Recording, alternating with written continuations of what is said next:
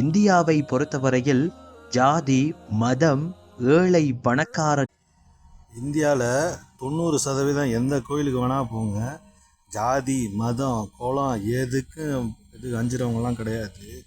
எல்லாத்துக்கும் இலவச உணவு டெய்லி போட்டுக்கிட்டு இருப்பாங்க.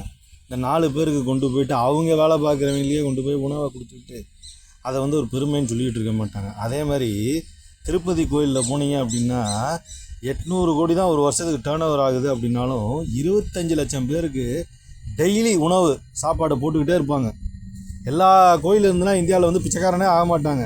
ஆனால் அந்த கோயிலை மதிக்காமல் ஏகப்பட்ட பேர் இந்த சினிமா, மீடியா, அப்புறம் இந்த இதை மதிச்சுக்கிட்டே அவங்களுக்கு போய் பணம் கொடுத்துட்டு 3000 கோடி 4000 கோடி கொடுத்துட்ருக்காங்க. அது மாறுச்சு அப்படின்னு சொன்னால் சுத்தமாக இந்தியாவில் இதை மாதிரி விஷயங்கள் நிறையா நடக்கும்.